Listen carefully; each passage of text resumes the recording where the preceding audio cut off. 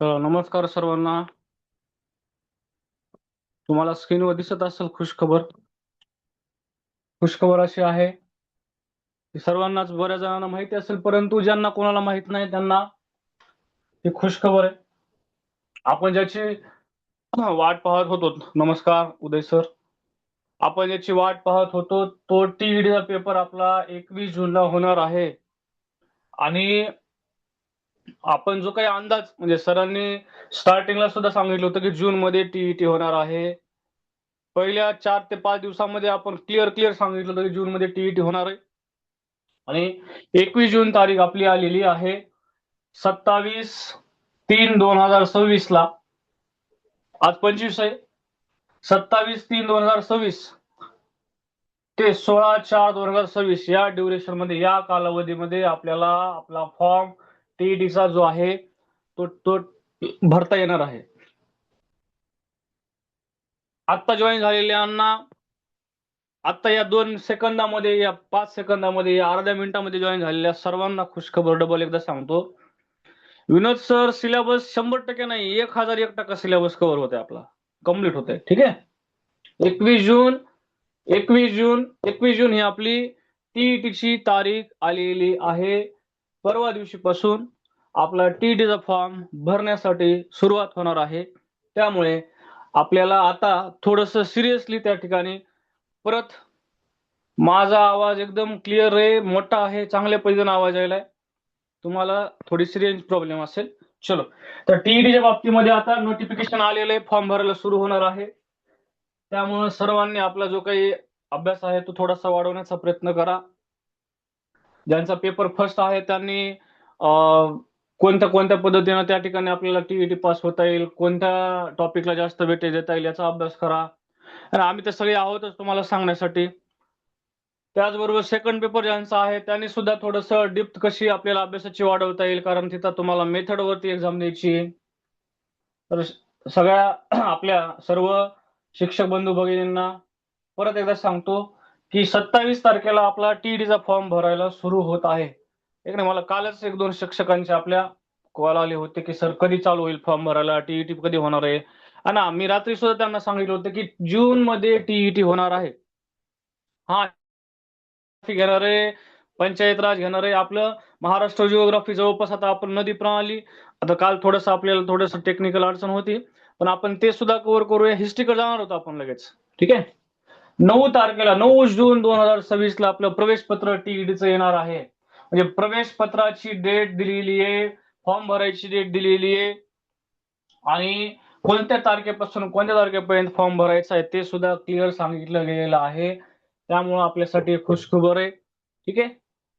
चलो, आपण आपल्या सिलेबसकडे जाऊया. आता जास्तीत जास्त आणखीन तुमच्या संपर्कातल्या शिक्षक बंधूंना ज्यांचं डीएड बीएड झालेलं आहे त्यांना सांगा की आपली टीईटीची बॅच जी आहे ना, मिशन टीईटी आहे ना, या प्लॅटफॉर्मवरती आपण फक्त आता 100 लोकांना 999 रुपयांमध्ये बॅच देणार आहोत. आहे ना, याच्या नंतर म्हणजे ही 100 लोकांची बॅच फुलफिल झाली त्याच्यानंतर मात्र तुम्हाला 1499 रुपयावरती त्या ठिकाणी ऍडमिशन घ्यावं लागेल. आज जे नवीन जॉईन झालेले आहेत आहे ना, ज्यांना ही आपल्या टीईडीच्या बॅच मध्ये त्या ठिकाणी संधी घ्यायची किंवा प्रवेश घ्यायचा आहे, त्यांना आज उद्या 999 रुपयामध्ये त्या ठिकाणी प्रवेश मिळेल. 100 फुलफिल झाले, 100 पूर्ण झाले की तुम्हाला 1499 रुपये फीस त्या ठिकाणी लागेल. त्यामुळे लवकरात लवकर जॉईन करा. या नंबरवरती फोन पे वरती पेमेंट करून आहे ना, 999 रुपये पेमेंट करून तुम्हाला या प्लॅटफॉर्मवरती जॉईन होता येईल. त्यामध्ये तुम्हाला पीडीएफ नोट्स असतील, लाईव्ह लेक्चर्स असतील, रेकॉर्डेड व्हिडिओज आहेत. आहे ना, मागची टीईटी झालेली आहे, मागची टीईटी झालेली होती त्या टीईटी मध्ये आहे ना, मिशन टीईटीच्या अनेक विद्यार्थ्यांचा टीईटीचा पेपर निघालेला आहे. आणि तिथं सुद्धा आम्हीच होतो शिकवायला. आहे ना, लाईव्ह लेक्चर्स असतील किंवा जे काही आपले ऑनलाईन टेस्ट असतात त्या सर्व तुम्हाला ग्रुपवरती प्रोव्हाइड होतात. त्यामुळे आजच आहे ना, जे नवीन झाले जॉईन त्यांनी जास्तीत जास्त आपल्या मित्राला मैत्रिणींना सर्वांना सांगा, शेअर करा व्हिडिओ, जास्तीत जास्त लोकांपर्यंत हा व्हिडिओ पाठवा. ना, टीईटीच्या बाबतीमध्ये फार ज्याला आपण म्हणतो की आता आपल्याला वेळ आलेली की टीईटी काढायची आणि जून मध्येच काढायची असा विचार करून जॉईन करा. बी सिरियस थोडस. या प्लॅटफॉर्मवरती आपण जास्तीत जास्त तुम्हाला या सगळ्या गोष्टी पुरवण्याचा प्रयत्न करतो, एक नाही. त्यामुळे जास्तीत जास्त लोकांपर्यंत हा व्हिडिओ पोहोचवा, हा नंबर पोहोचवा. आहे ना, 999 रुपयांमध्ये अगदी 100 लोकांना आता तात्काळ ऍडमिशन त्या ठिकाणी मिळून जाईल. तर आपण आता थोडस आपल्या सिलेबस कडे जाऊया. ठीक आहे मित्रांनो, आपण मराठी ग्रामर मध्ये बराचसा जो काही टॉपिक आहे, वर्णमाला असेल किंवा जोडाक्षर असेल आणि त्याच्यानंतर संधी, संधीचा सुद्धा बराचसा आपण पार्ट कव्हर केलेला आहे. याच्यामध्ये जर आपण बघितलं तर संधी हा जो टॉपिक आहे यामध्ये आपण स्वरसंधी कव्हर केली की नाही. स्वरसंधी जवळपास आपली कंप्लीट झाली, पण तरी सुद्धा आपण रिपीट घेणार आहेत. नंतर जे नवीन कॅन्डिडेट्स जॉईन होणार आहेत त्यांच्यासाठी परत संधी आपण नव्यानं घेऊया. एक सेशन पूर्ण वर्णमाला आणि त्याच्यानंतरचं एक सेशन जोडाक्षर, असं पुन्हा एकदा आपण रिवाइज करणार आहोत. म्हणजे नवीन लोकांना सुद्धा हा टॉपिक अगदी बेसिक पासून समजेल. स्वरसंधीच्या बाबतीमध्ये आपण पाहिलं होतं की आपल्याला माहिती की 2 वर्ण असतात, एक नाही, 2 वर्ण. आणि 2 वर्ण जे असतात त्यामध्ये पहिला वर्ण व दुसरा वर्ण, म्हणजे पहिला व दुसरा आहे ना, पहिला वर्ण व दुसरा वर्ण. आणि हा पहिला वर्ण जो असतो तो असतो स्वर, प्लस दुसरा वर्ण जो असतो तो सुद्धा असतो स्वर, आणि स्वर अधिक स्वर बरोबर तयार होणारा सुद्धा स्वर असतो. पण याला आपण काय म्हणतो, स्वरसंधी म्हणतो. ठीक आहे, म्हणजे पहिल्या शब्दाचा शेवटचा वर्ण. आता संधी होताना पहिला वर्ण आणि दुसरा वर्ण काय आहे ते अगदी आपण परत बेसिक मध्ये जर गेलो तर परत आपण व्याख्या सांगतो संधीची, की संधी होताना 2 शब्द त्या ठिकाणी एकत्र येत असतात. आपल्याला आता व्यंजन संधी सुद्धा आज बघायची, मी पूर्ण व्यंजन डबल एकदा लिहिणार आहे. पहिल्या शब्दाचा शेवटचा वर्ण म्हणजे पहिला वर्ण, दुसऱ्या शब्दाचा पहिला वर्ण म्हणजे दुसरा वर्ण. या दोहोंबद्दल एकच वर्ण तयार होतो आणि या वर्णाने दोन्ही शब्दांना जोडायचं असते. हे आपण शिकलेले संधीमध्ये, स्वरसंधीमध्ये. एक नाही, संधीमध्ये काय असते, संधी म्हणजे सांधणे असते. संधी म्हणजे जोडणे, संधी म्हणजे जोडणे. आता याच्यामध्ये आपण बेसिक मध्ये जर गेलं तर आपल्याला अजून एक गोष्ट समजायला पाहिजे की आपल्याला टोटल वर्णमाला पाठ असली पाहिजे, वर्णमाला. ठीक आहे, टोटल वर्णमाला पाठ पाहिजे. आता टोटल वर्णमालेमध्ये जर आपण बघितलं, आता आधुनिक वर्णमाला जी आहे ती 52 वर्णांची, आधुनिक वर्णमाला जी आहे ती 52 वर्णांची. अरे त्याच्यामध्ये जर आपण बघितलं 14 स्वर आहेत, 14 स्वर आहेत ना. ठीक आहे, त्याच्यामध्ये जर आपण बघितलं तर अ असेल, आ असेल, ऱ्स्व ई, दीर्घ ई, ऱ्स्व उ, दीर्घ उ, है ना, रू असेल, ए, ऍ, आय, ओ, अ, औ. आणि हे 14 स्वर, या 14 स्वरांवर स्वरसंधी अवलंबून आहे. वर्णमाला पाठ असेल तर संधी समजते. आपण स्टार्टिंगला सुद्धा घेतलं होतं. आज जर आपले जे जुने कॅन्डिडेट्स आहेत त्यांना माहिती आहे की जर वर्णमाला पाठ असेल तर संधी समजते. संधी पूर्णपणे वर्णमाला टॉपिकवर डिपेंड आहे. त्याचबरोबर जोडाक्षर टॉपिकवर डिपेंड आहे ना. 2 व्यंजन आणि त्यामध्ये स्वर मिसळले की जोडाक्षर तयार होते. जोडाक्षराची आपण व्याख्या घेतलेली आहे ना. त्याच्यामध्ये आपण सूत्र पण घेतलं होतं, व्यंजन अधिक स्वर आहे ना बरोबर जोडाक्षर. हे आपण सूत्र घेतलं होतं. ठीक आहे, जोडाक्षरासाठी आपल्याला कमीत कमी 2 व्यंजन पाहिजेत ना. व्यंजन व्यंजन स्वर, व्यंजनामध्ये जर स्वर मिसळला तर अक्षर तयार होते. आपल्याला माहिती आहे एकच व्यंजन असेल आणि त्यामध्ये स्वर मिसळला तर अक्षर तयार होते. पण व्यंजन व्यंजन स्वर असं स्ट्रक्चर असेल तर जोडाक्षर तयार होते. म्हणजे कसं, फॉर एक्झाम्पल आपण जर म्हणलं क अधिक अ बरोबर काय होणार आहे, हे जोडाक्षर बनलं. परंतु इथला अ बाजूला काढलं की याचा पाय मारावं लागते, कारण व्यंजन व्यंजन म्हणलं की संयुक्त व्यंजन म्हणते, व्यंजन व्यंजन स्वर म्हणलं की जोडाक्षर म्हणते. ठीक आहे, हे आपण शिकलेले. आता आपल्याला एक सगळ्यात महत्वाचं पण लक्षात ठेवायचं आहे. परत आता मी वर्णमाला सांगू लागलो, 52 वर्णांची, 14 स्वर त्याच्यामध्ये आहेत आणि 2 स्वरादी स्वर आहेत आधी, ज्याचे असे ते स्वरादी आपण त्यांना म्हणतो. त्यामध्ये आणि आहा. आता याला आपण अनुस्वार म्हणतो, याला विसर्ग म्हणतो. या विसर्गावर आधारित एक संधी, तिचं नाव आहे, तिचं काय नाव आहे, विसर्ग संधी. काय नाव आहे, विसर्ग संधी. म्हणजे ज्याला आपण स्वरादी म्हणतो त्यापैकी एक आहे विसर्ग, आणि विसर्गावर आधारित एक संधी विसर्ग संधी आहे ना. म्हणजे पहिल्या शब्दाचा शेवटचा वर्ण त्या ठिकाणी काय यायला पाहिजे, विसर्ग यायला पाहिजे. तसा इथं स्वर आला होता स्वरसंधीमध्ये. ठीक आहे, तर याच्यामध्ये 52 वर्णामध्ये 14 स्वर आहेत 2 स्वर अधिक 34 व्यंजने. 34 व्यंजने. व्यंजने किती? 34 आहेत. याला आपण परवर्ण म्हणतो, याला हल म्हणतो आणि याला स्वरांत म्हणतो. व्यंजने, स्वरांत, परवर्ण, हल एवढे नाव या व्यंजनांना त्या ठिकाणी आपण देतो. 34 व्यंजनांची संख्या आहे. ठीक आहे. व्यंजन टोटल 34 आपल्याला आज लिहायचे, कारण आपल्याला व्यंजन संधी चालू करायची. स्वर संधीचा एक नियम आपला राहिला होता, तो आपण कंटिन्यू करूया. तो झाला की लगेच आपल्याला व्यंजन घ्यायचे. 34 व्यंजने बघा. 14 आणि 2 16 आणि 34 50. त्याच्यामध्ये आपल्याला परत 2 ऍड करायचे. कोण? विशेष संयुक्त व्यंजने. विशेष संयुक्त व्यंजने.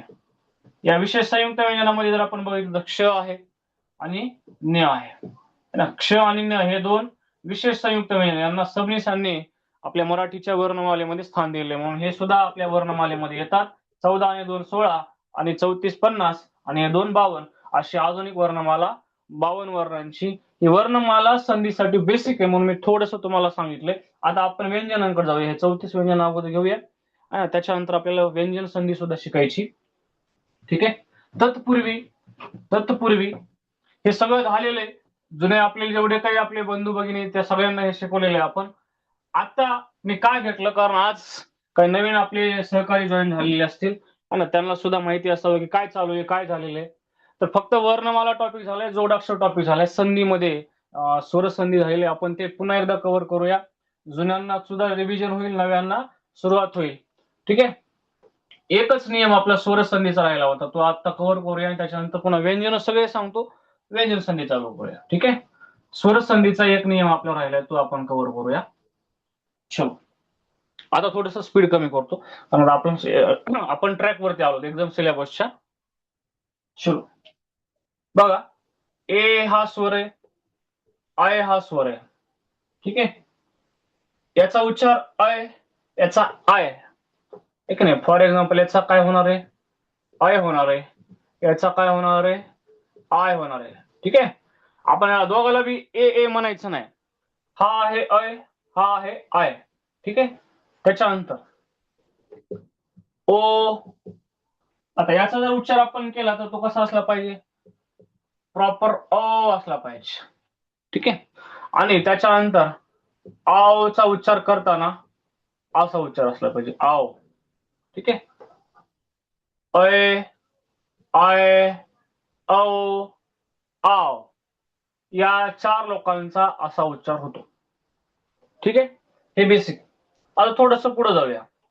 चलो थोडस पुढे जाऊया. संधी होताना 2 वर्ण असतात. संधी होताना 2 वर्ण लागतात. 2 वर्ण एकत्र येतात.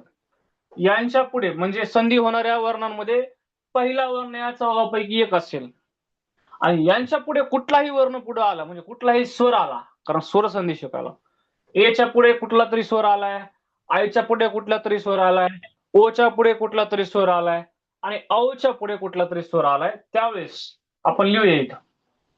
ठीक आहे. अय, आय, औ यांच्या पुढे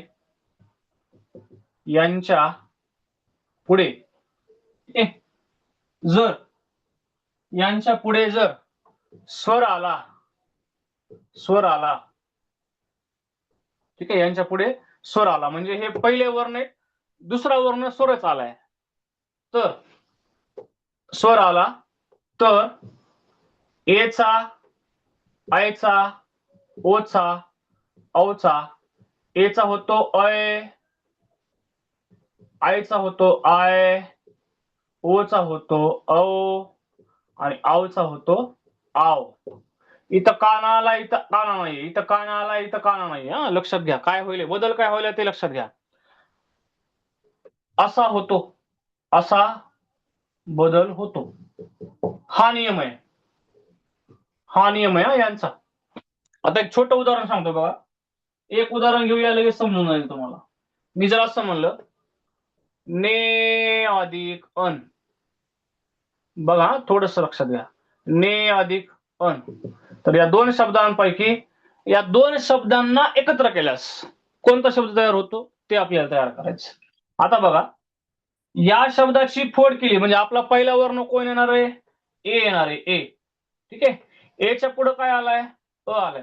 म्हणजे पहिल्या शब्दाचा शेवटचा वर्ण ए आलाय, दुसऱ्या शब्दाचा पहिला वर्ण आलाय. तर अशा कंडिशन मध्ये होणार आहे काय? या ए ची जागा कोणाला द्यायची?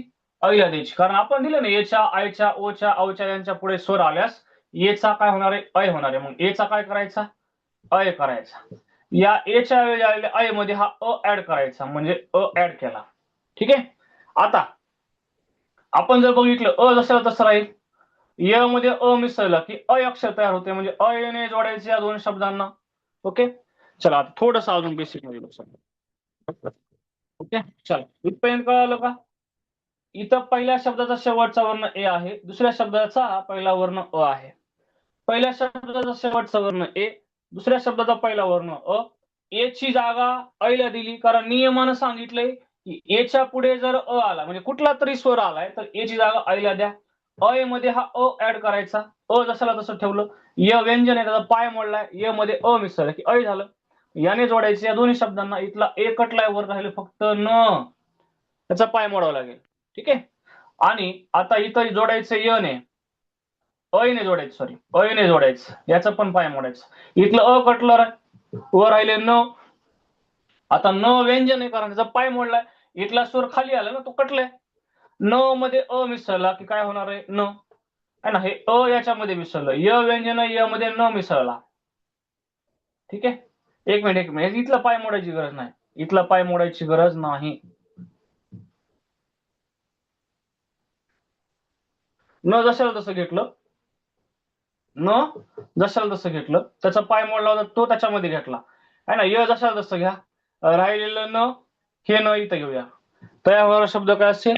नयन असेल. ठीक आहे. आपण आता फक्त एचा आणि अचा घेतलाय. एच्या पुढे आलाय, एचा अय केलं, या अय मध्ये मिसळला, अय होईल. हा इथला य इथं घेतलाय बरं, इथला य इथं घेतलाय, इथला या न मध्ये मिसळला, आणि हा न इथं घेतला, तर तयार होणारा शब्द काय असेल? नयन असेल. एक उदाहरण देतो, तुम्ही करा. तो पण परत आपण त्या ठिकाणी डबल समजावून सांगूया. चला.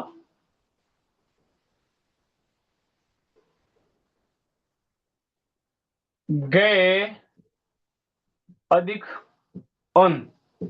चला आता बेटर आणि चांगल्या पैकी अजून सावकाश सांगूया समजावून. तुम्ही अगोदर करा, बघूया किती जणांचं कमेंट येते. अरे वा, 199, 199 जॉईन झालेत आज. ओके. विराज सर म्हणतात गायन होईल. ओके. अजून राजेश मॅडमचं म्हणणं आहे गायन होईल. कल्पना मॅडम ओके गायन. अजून ओप्पो रेनो गायन. बर मित्रांनो, तुम्ही डायरेक्ट उत्तर टाकायला, पण याची फोड करा ना. पहिली मेथड आपली अगोदरच्या सेशनमध्ये तुम्ही कसं फोड करून टाकत होतात. सगळ्यांचं उत्तर गायन येईल, पण मला उत्तर कसं अपेक्षित आहे, मी जसं फोड केली होती. आता इथलं काय केलंय? अय दोन मात्रे म्हणजे शेवटचा वर्ण आय आहे. हो का, हे याच्या पुढे काय आलंय? आलंय, हे फोडलं आपण. हा, आता एच्या पुढे आलाय, एच्या पुढे कुठला तरी स्वर आलाय, आयचं काय होणार आहे? मग या आयचं काय होणार आहे? आय होणार आहे. इथं लिहावं लागेल आपल्याला आय अधिक हा याच्यामध्ये ऍड करायचा आहे. हे ऍड केलं. आता काय होईल? जशाला तसं य अधिक य आहे ना. मग या आय या शब्दाने या दोन्ही शब्दांना जोडायचं. इथला आय खाली गेला, वर राहिले फक्त ग, याचा पाय मोडा लागेल किंवा यातला स्वर खाली आलाय. ओके. आता जोडायचंय आयने, वरती होता तो खाली आलाय, कटलाय, वरती मग काय राहिले? फक्त न राहिले, फक्त न राहिले है ना. ज्याला काहीच समजलं नाही त्याला आपलं उदाहरण समजलं पाहिजे, म्हणून एवढी फोड करून सांगावलं, नाही तर डायरेक्ट गायन लिहिलं असतं मी. ज्यांना काहीच कळालं नाही त्यांसाठी फोड आहे. चलो आता काय करूया, ग मध्ये आ मिसळला, गा होईल. या व्यंजनामध्ये हा स्वर मिसळला, काय होईल? गा होईल. य जशाला तसं, राहिलेलं न जशाला तसं, तयार होणारा शब्द गायन. तयार होणारा शब्द गायन. ठीक आहे. चलो अजून एक उदाहरण करा. चलो, गो अधिक ईश्वर, गो अधिक ईश्वर. चला करा, गो अधिक ईश्वर. हा, गो अधिक ईश्वर.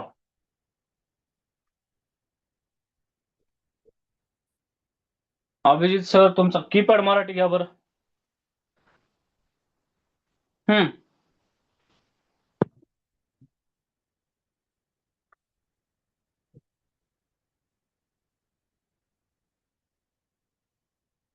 करा, कमेंट करा उत्तराची. सोपं आहे खूप उदाहरण. गोवेश्वर. बर बघू. हम्म. कोणते दोन वर्ण खाली घ्यायचे आपल्याला, कोणते दोन वर्ण एकत्र येलेत? हा, व्हेरी गुड, चलो. धन्यवाद अभिजित सर. हा, बघा याची जर फोड केली तर काय होणार आहे? ग अधिक ओ. पहिल्या शब्दाची फोड केली तर शेवटचा वर्ण आलाय ओ. ओके. दुसऱ्या शब्दाची फोड करायची गरज नाही, ऑलरेडी पहिला वर्ण दिसतोय आपल्याला, दीर्घ ई आहे. चलो, इथपर्यंत कळालं. हा, आता ओच्या पुढे दीर्घ ई आले. ओच्या पुढे कोणताही स्वर आल्यास ओचा ओचा काय होणार आहे? अ होणार आहे, ओ. मग काय करायचं, तर औ घ्यायचं. हे औ, या ओच्या जागी काय घेतलं आपण? औ घेतलं. एकदम सोप्या पद्धतीने सांगायलोय. हा, या ओच्या ऐवजी औ केलं, औ मध्ये दीर्घ ई मिसळली की तयार होतंय अवी. अवी तयार झालं. या अवीनं या दोघांना जोडायचंय. इथल्या ओ खाली घेतला म्हणून वर इथं फक्त ग राहिले, ग. हे ग जसं तसं घेतलं व्यंजन. ना हे कटलं, आता जोडायचे अवीनं. हे अवी. दीर्घ ई तर खाली घेतल्यावर फक्त स्वर राहिले, स्वर. इथपर्यंत कळलं. आता मला सांगा काय होईल शब्द तयार? आता शब्द काय तयार होईल? हे ग अधिक अ, हे ग होईल. वी जशाला तसं राहिलेलं स्वर जशाला तसं तयार होणारा शब्द गवीश्वर. तयार होणारा शब्द काय असणार आहे? गवीश्वर. ठीक आहे, तयार होणारा शब्द काय असणार आहे? गवीश्वर. चलो, समजलं का उदाहरण? एक आणखीन मी एक उदाहरण घेऊया आपण आवचं. चलो, ओके ओके ओके. आपल्याला आता व्यंजन संधीकडे जायचंय. स्वर संधी अगदी डिटेलमध्ये घेतली. गुणादेश, शनादेश, वृद्ध्यादेश है ना, हे सगळे आपण दीर्घत्व संधी, सगळ्या संधीचे आपण त्या ठिकाणी स्वर संधीचे प्रकार घेतले. दीर्घत्व संधी, गुणादेश, शनादेश, वृद्ध्यादेश आणि हा एक नियम. अशी स्वर संधी आपण कव्हर केलेली आहे. चलो, एक उदाहरण घ्या या नियमाचं. त्याच्यानंतर आपण व्यंजन संधी, अगोदर व्यंजन लिहूया. कठोर व्यंजन कोणते आहेत, मृदू व्यंजन कोणते आहेत ते एकदा काढूया. कारण बरेच दिवस झाले आता वर्णमाला घेऊन.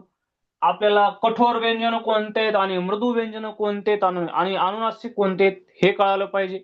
कारण अनुनासिक संधीवर अनुनासिक संधी, अनुनासिकांवर अनुनासिक संधी. व्यंजनांच्या बाबतीमध्ये जर आपण बघितलं तर प्रथम व्यंजन कोणतं, द्वितीय व्यंजन कोणतं, तृतीय व्यंजन कोणतं कळालं पाहिजे. ठीक आहे, चल घ्या एक उदाहरण.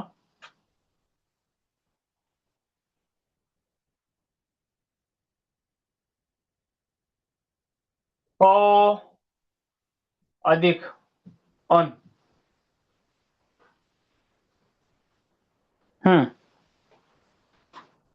आता हे संधीचा प्रकार कोणता म्हणूयात? हे संयुक्त स्वर आहेत. संयुक्त स्वरांपुढे कुठलाही स्वर आला की त्याच्यामध्ये बदल होतो संयुक्त स्वरांमध्ये. चलो, हे उदाहरण करायचं आपल्याला. प अधिक अन. समीना मॅडम म्हणतात पवन, सॉरी पावन. भैया साहेब सोनवणे पावन म्हणतायत. कल्पना मॅडम पावन. ओके, कमेंट करा फास्ट, कमेंट करा. 204 जण आहेत आज. कमेंट करा पटकन. पहिला वर्ण कोण आहे बाहेर येणारा? पहिल्या शब्दाचा शेवटचा वर्ण कोण आहे? अ आहे. दुसऱ्या शब्दाचा पहिला वर्ण आहे अ.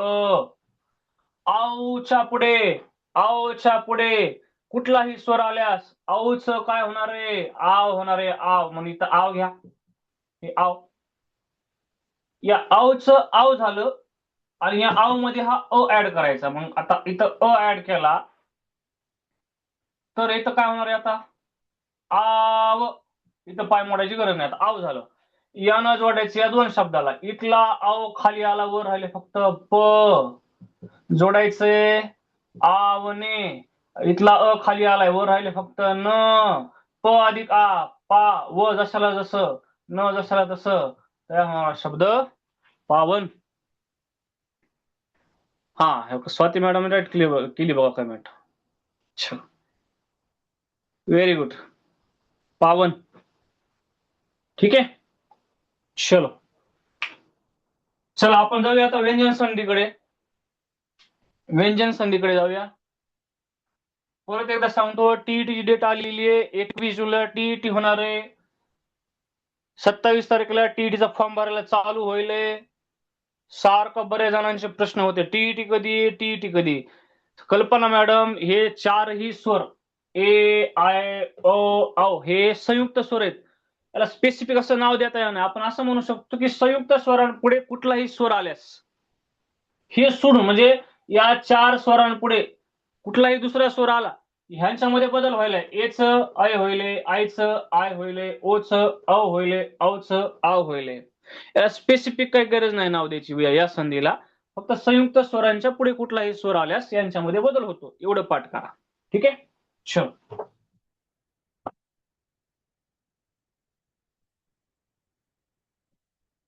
व्यंजन जे आहेत ते अगोदर आपण लिहूया. विभक्ती टॉपिक पूर्ण घ्यायचं आपल्याला, शब्द जातीकडे अजून गेलोच नाहीत. ठीक आहे, अभी तो सुरुवात हुई है. आणि आता तर आपली हलगी वाजली टीईडीची. आता कुस्ती म्हणजे आता तर आपली परीक्षा रूपी कुस्ती चालू होईल की. एवढे दिवस आपण जूनला टीईटी होईल या आशेने चालू केलेलं आहे सगळं. आता तारीख आली एक्झामची. ना आता आपल्या एक्झामचं ध्येय म्हणजे एकदम एक्युरेट आपल्याला कळायले का आपली परीक्षा 21 तारखेला आहे का नाही. ठीक आहे, चलो. व्यंजन संधी शिकायची आपल्याला. तसं तुम्ही मला सिलेबस मधला कुठलाही मराठीचा प्रश्न टाकला तरी मी त्याचं उत्तर देणारच आहे.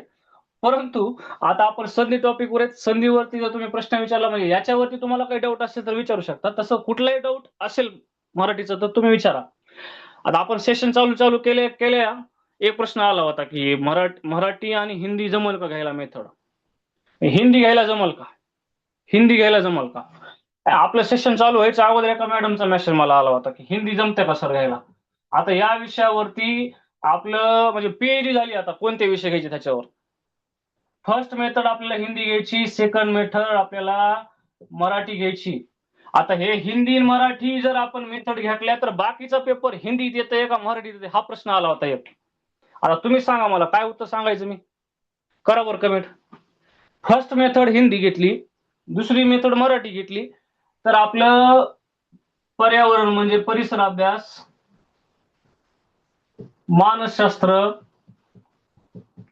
मानसशास्त्र आणि गणित हे तीन विषय कोणत्या भाषेमध्ये येणार आहेत.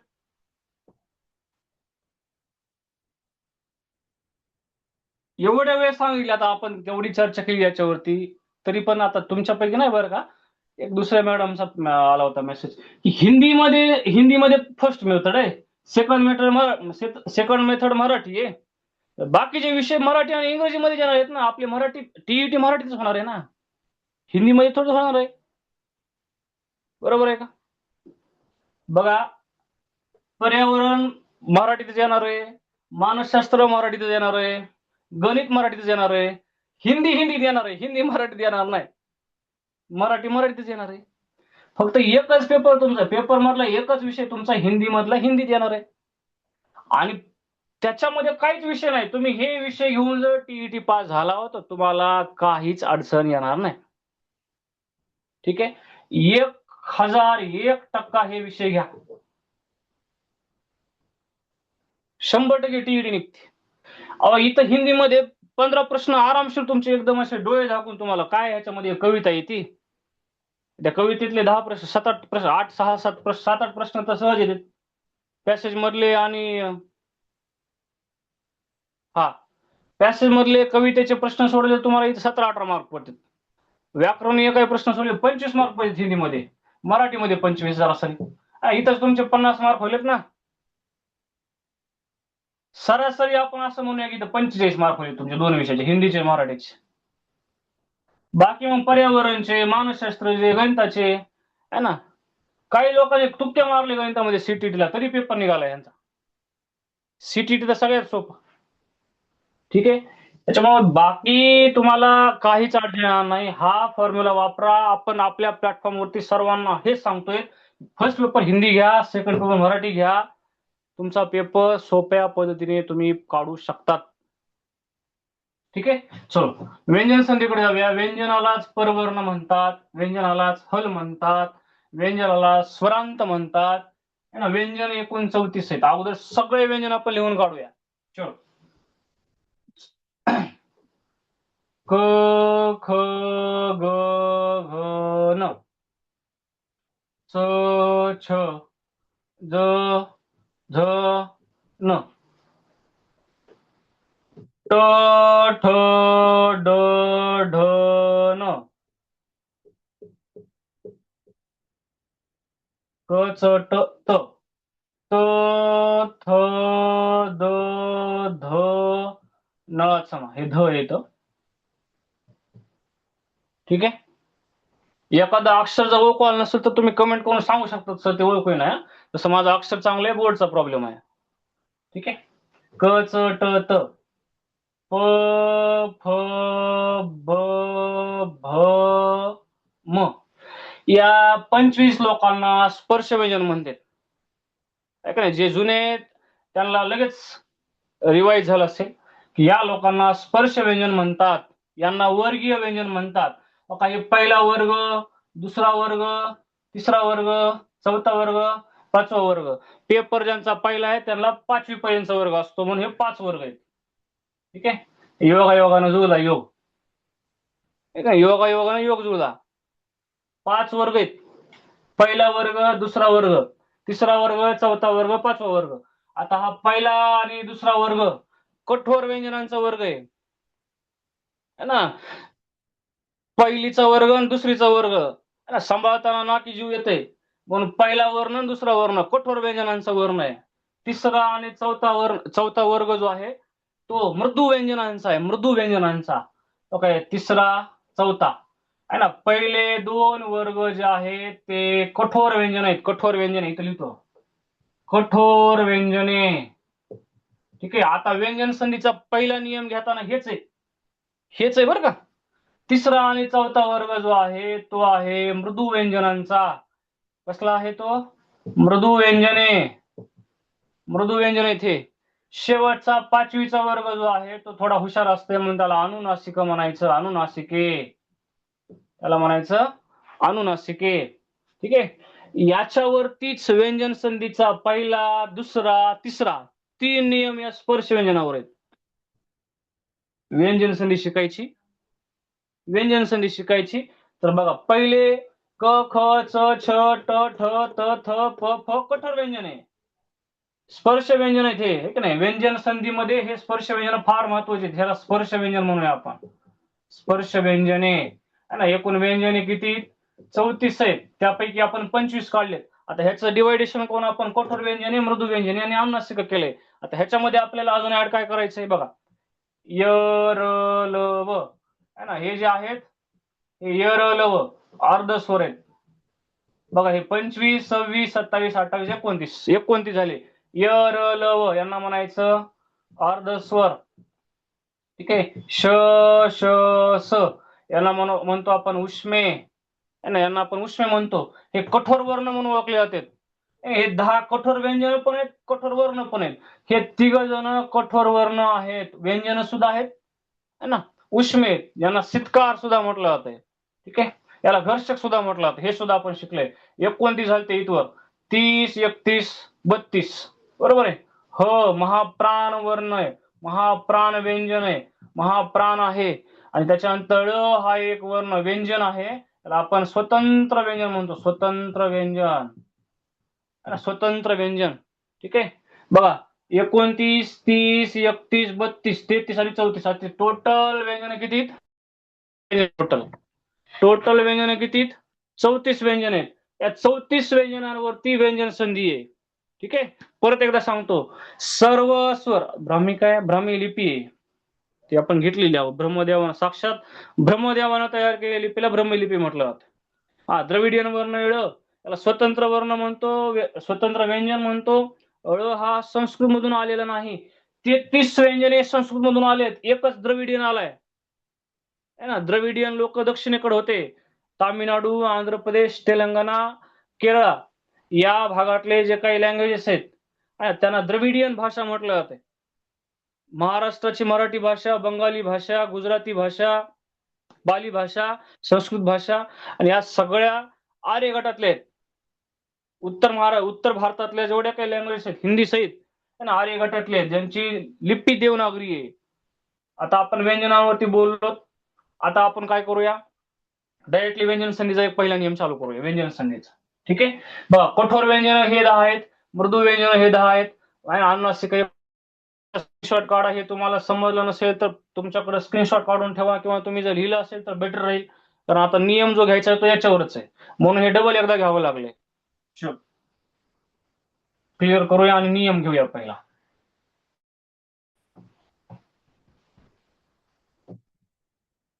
बघा, संधी होताना हे वाक्य आज जे नवीन आहेत त्यांनी थोडस डबल एकदा हे वाक्य मी जे लिहितोय ते पाठ करून टाका लगेच. संधी होताना, आता संधी होताना दोन शब्द एकत्र करायचे. ठीक आहे. संधी होताना पहिल्या शब्दाचा शेवटचा वर्ण आहे ना. संधी होताना पहिल्या शब्दाचा शेवटचा वर्ण व दुसऱ्या शब्दाचा पहिला वर्ण एकत्र येतात व त्या दोहोंबद्दल एक वर्ण तयार होतो. त्याने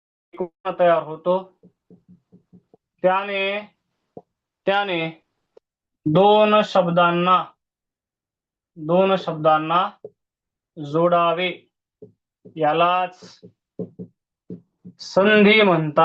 यालाच संधी म्हणतात.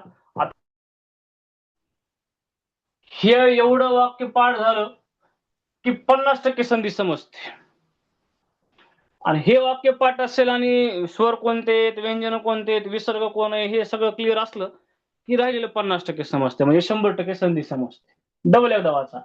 संधी होताना, हे राहिले की संधी होताना पहिल्या शब्दाचा शेवटचा वर्ण व दुसऱ्या शब्दाचा पहिला वर्ण एकत्र येतात व त्या दोहोंबद्दल एक वर्ण तयार होतो. त्याने दोन शब्दांना जोडावे, यालाच संधी म्हणतात. आता याच्यामध्ये दोन शब्द जोडायला होणं, दोन शब्दातला पहिल्या शब्दाचा शेवटचा वर्ण जर व्यंजन असेल, दुसऱ्या शब्दाचा पहिला वर्ण जर व्यंजन असेल किंवा स्वर असेल तर व्यंजन संधी होते.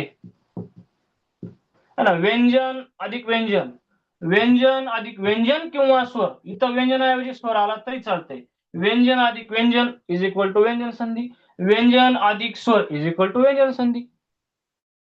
दुसरा वर्ण पहिल्या इथं यायलाय, दुसऱ्या शब्दाचा पहिला वर्ण इथं यायलाय, इथं येणारा वर्ण जो असतो तो स्वर जरी असला तरी चालतंय, तयार होईल व्यंजन संधी.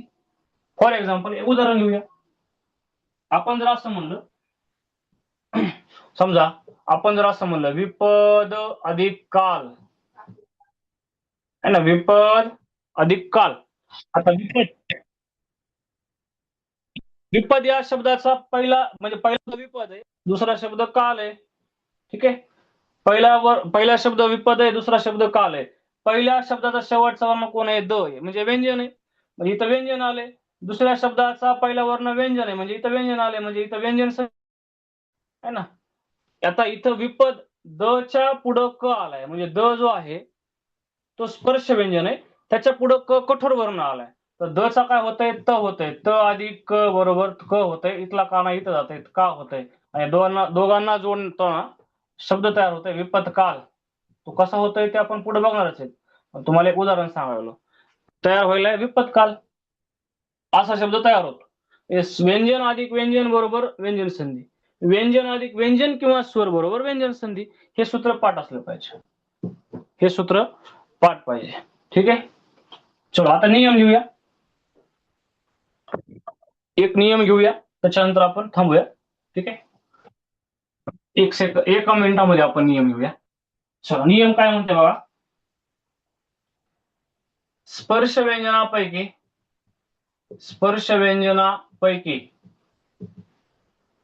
अनुनासिक सोडून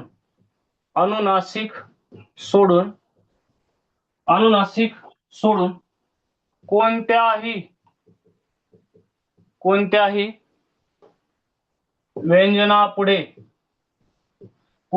व्यंजनापुढे कठोर वर्ण आल्यास आहे ना, पहिल्या व्यंजनाच्या जागी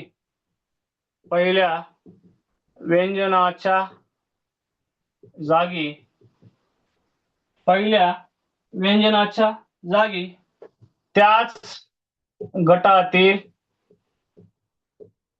प्रथम व्यंजन येऊन संधी होते. आता बघा, मी मगाशी म्हणलं होतं ना, ते कठोर व्यंजन कोण आहेत, मृदू व्यंजन कोण आहेत, ते लक्षात ठेवावं म्हणून. त्याच्यावरच नियम आहे.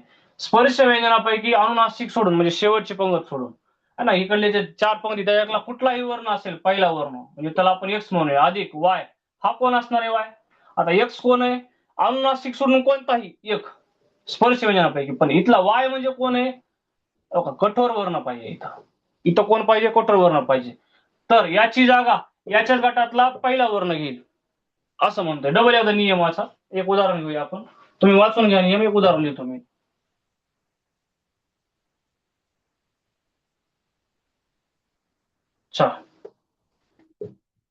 वाघ अधिक ताडण. लक्ष देऊन बघा आता उदाहरण. पहिल्या शब्दाचा शेवटचा वर्ण कोण आहे, ग, म्हणजे स्पर्श व्यंजन आहे अनुनासिक सोडून. पुढे आले त हा कठोर वर्ण आहे ना, कठोर व्यंजन आहे, पहिल्याच गटामध्ये येत आहे. तर अशा कंडिशन मध्ये याच्या जागी कोण येणार आहे, याच्या गटातला पहिला वर्ण कोण आहे, क ख ग. ग मधला पहिला वर्ण कोण आहे, क आहे. इथं क घ्या, या क मध्ये हा त ऍड करा, काय होणार आहे, त होणार आहे. ठीक आहे, याचा पाय मोडा. आता त न जोडायचे. ठीक आहे. इथला आ हा आ आहे, याच्यामध्ये घेतला तर तो आ होतो, ता होतो, ता. या ताने जोडायचे. आता वा जशाला तसं आहे ना, अधिक ता. इथलं राहिले काय आता डन. मग वा जशाला तसं, ता जशाला तसं, वागता राहिलेलं डन. काय होणार शब्द, वागताळ. ठीक आहे. याचा नियम मी लिहिला इथं, याचा स्क्रीनशॉट काढा. कठोरला कठोर नाही जोडायचं. कठोरला कठोर कुठे, ग कुठं कठोर आहे, क ख ग हे मृदू आहे ना. पहिला वर्ण स्पर्श व्यंजनापैकी कुठलाही पाहिजे, दुसरा मात्र कठोर वर्ण पाहिजे या प्रथम व्यंजन संधीमध्ये. याला प्रथम व्यंजन संधी म्हणते. ठीक आहे. उद्या आता याचा स्क्रीनशॉट काढा, हा नियम पाठ करा. उद्या आपण डायरेक्ट याचे उदाहरण घेणार आहेत, कारण मी नियम लिहिला इथं ऑलरेडी. याला काय म्हणायचं असते, प्रथम व्यंजन संधी. प्रथम व्यंजन संधीचं उदाहरण आहे वाक्ताड. ते मगाचं विपत काल हे सुद्धा प्रथम व्यंजन संधीचं उदाहरण होतं मगाच. ठीक आहे. याचे राहिलेले उदाहरण आपण घेऊया नेक्स्ट सेशनला.